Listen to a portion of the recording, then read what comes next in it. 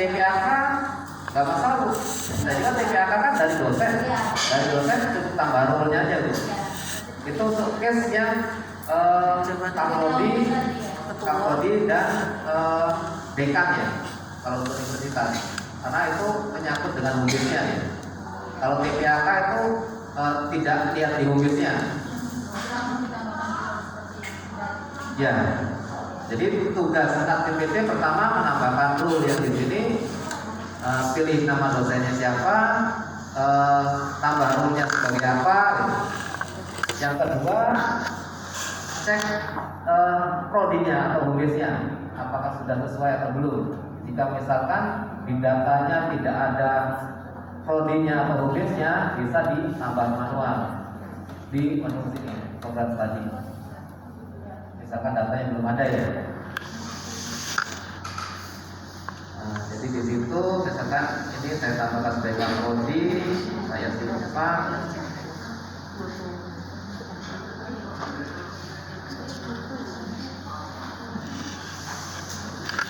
Selanjutnya, nah ini pastikan yang di kiri atas itu ada rule kaprodi. Jika sudah ada, aktivitas kaprodi hanya di menu verifikasi pengajuan jurusan. Jadi misalkan yang dosen yang sudah mengajukan, diklik detailnya. Tugas kaprodi di sini di bagian profil. Jadi mengecek apakah SK dosen tetapnya ini sudah sesuai datanya dengan TMMD-nya. Jadi TMMD ini ketika Bapak mengusulkan jadi dosen ya, ketika ingin mengusulkan MIDN, jadi kan harus melampirkan SK dosen tetapnya. Pastikan yang ini di unggah berkasnya itu harus sesuai dengan TMD-nya.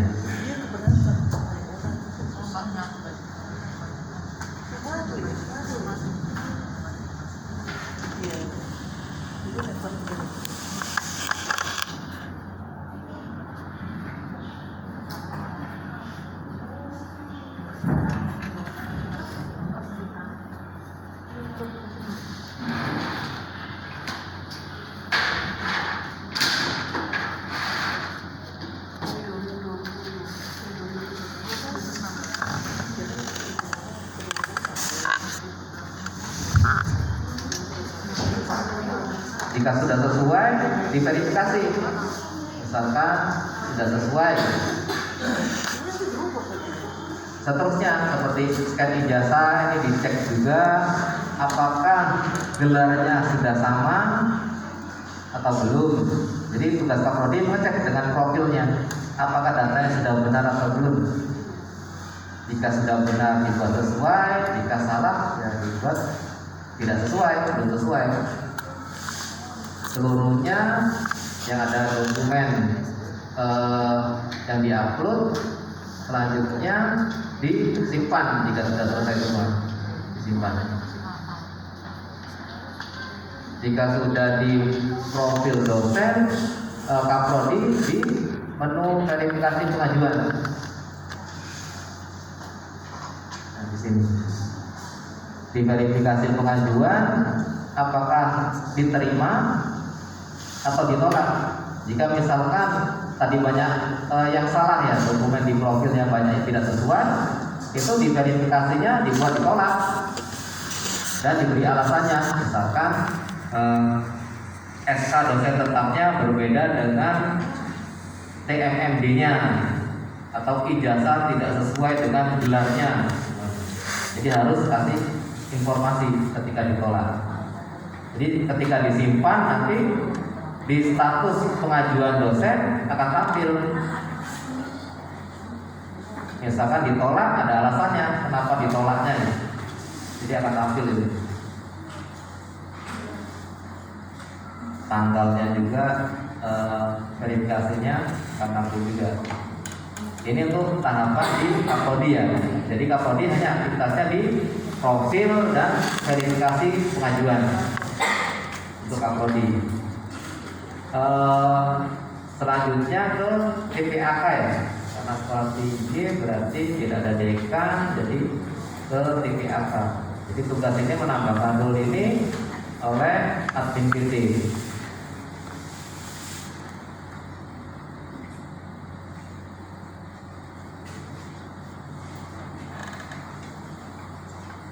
Jadi untuk TPAK pastikan rule-nya sudah ada rule TPAK PT, menu aktivitasnya di verifikasi pengajuan PT. Pilih nama dosennya,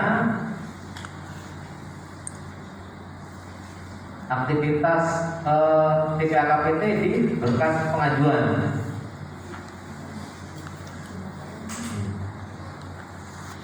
Jadi TPAK PT itu tugasnya memvalidasi seluruh bidang pengajaran, penelitian, pengabdian dan penunjang, tetapi menilai hanya di 3 bidang, di pengajaran, pengabdian dan penunjang, tanpa menilai penelitian.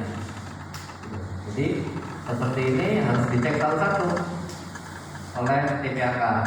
Jadi harus diklik satu pengajarannya, apakah data ini sudah benar seperti bukti kinerjanya sudah benar atau belum, berkas SK-nya sudah benar belum dengan nomor ini, data yang sudah benar atau belum. Jika sudah, ini divalidasi, dibuat valid dan disimpan. Ketika sudah disimpan, nanti di bagian bawah akan tampil lagi menu baru, beri nilai. Untuk nilai di sini, nilai sebenarnya sudah ditentukan secara aplikasi di angka kreditnya. Nilainya sudah ada, hanya mengetik ulang ya di KPT. Tetapi misalkan ada masalah ketika dicek di sini, si dosen salah input, misalkan SKS-nya hanya ada 1 SKS sebenarnya, tetapi di inputnya 2 SKS, itu kan salah. Bisa dirubah langsung oleh TPAK, jadi nilainya diganti, diturunkan, tidak berarti bukan nilainya 1 ya, tapi nilainya dibuat 0,5 karena hanya 1 SKS. Bisa. Atau cara kedua, ketika valid ini dibuat tidak valid, dan ketika diverifikasi nanti pengajuan itu ditolak, diberi alasan. Jadi harus berubah dulu di dosen, atau TPAK hanya mengurangkan di sini. Tetapi pastikan nilainya ketika nanti diverifikasi itu pastikan nilainya tidak kurang dari targetnya ya, nilainya, jumlahnya. Jadi ini ketika sudah dinilai, nanti akan ada nilai di sini. Ini statusnya valid, nilainya di sini. Nah, nilai ini, total ini tidak boleh kurang ya. Misalkan ada case, ada masalah yang seperti tadi, di total kurang, ya nanti ketika di verifikasi pengajuan TPAK dibuat ditolak untuk penambahan pengajarannya. Di sini dibuat ditolak. Nanti dosen harus menambah pengajarannya. Nah, ini saya contohkan pengajaran yang selanjutnya, misalkan di penelitian. Jadi untuk seluruh data yang diinput ini perlu divalidasi dan dinilai oleh TPAK PT satu-satu. Jika belum ada yang divalidasi, tombol di verifikasi pengajuan tadi tidak akan tampil. Jadi harus diverifikasi masing-masing. Sedangkan yang di penelitian, apakah identitasnya sudah benar, kategorinya sudah benar, peer review-nya sesuai form terbaru, nilainya sudah benar. Nah, ini untuk tautannya, apakah URL-nya sudah benar.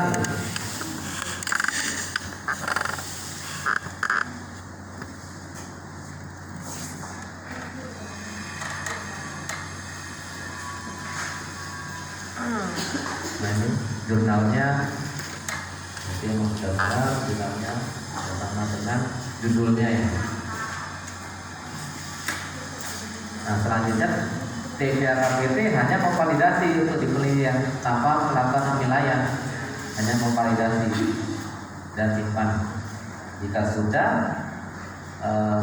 nanti akan tampil di sini bahwa verifikasi TPAK sudah valid, tidak ada nilai karena hanya mau validasi untuk penelitian. Untuk di pengabdian ini sama dengan di pengajaran tadi, memvalidasi dan menilai, dicek berkas SK-nya apakah sudah benar. Jika sudah benar, disimpan, bikin status validasinya sudah valid dan disimpan, dan akan muncul, akan tampil menu baru ya, menu penilaiannya. Penilaian ini sebenarnya sudah ada, tinggal TPAK input ulang jika memang datanya sudah benar. Jika sudah, nanti akan tampil juga seperti ini, valid dan yang lainnya sama. Untuk penunjang sama prosesnya. Jika sudah semua divalidasi, selanjutnya TPA-KPT di menu verifikasi pengajuan. Nah di sini TPA-K. Nah untuk menunya nanti di sini akan berbeda ya, ada tambahan. Jadi aktivitas pimpinan perguruan tinggi akan dialihkan ke TPA-K. Maka sebelumnya ini pimpinan perguruan tinggi melakukan upload dokumen ya, seperti di Athena, pengantar ke Elediktif, itu di pimpinan perguruan tinggi. Jadi kita kurangi ya, aktivitas di pimpinan perguruan tinggi kita alihkan ke TPA-KPT agar memudahkan pimpinan memvalidasinya, mengajukannya ya.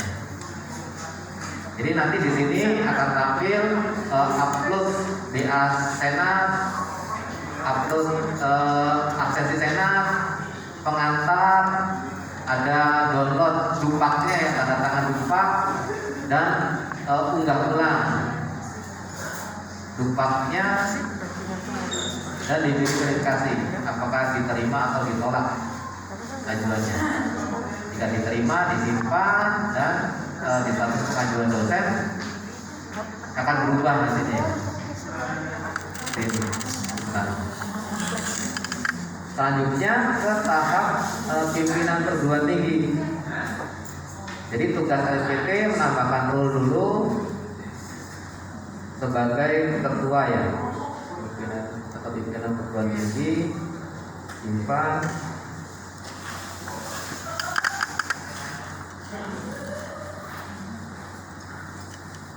Nah, di sini pastikan role sebagai ketuanya sudah ada dan menu aktivitas di ketua pimpinan atau pimpinan perguruan tinggi di verifikasi pengajuan PT. Pilih nama dosennya, aktivitasnya hanya di verifikasi pengajuan di ketua. Nah di sini. Nah untuk menu ini nantinya akan pindah ya, pindah ke TPA-KPT, berita acara senat, daftar radio senat, pengantar pimpinan ke Elediktif, ini akan beralih ya, beralih ke TPA-KPT agar aktivitas ketua tidak terlalu banyak. Jadi di role ketua ini hanya ada tombol diajukan. Jadi tinggal klik diajukan, itu akan masuk datanya ke Elediktif. Jadi tahapannya seperti itu Pak, dari awal dosen input sampai diajukan ke Elediktif.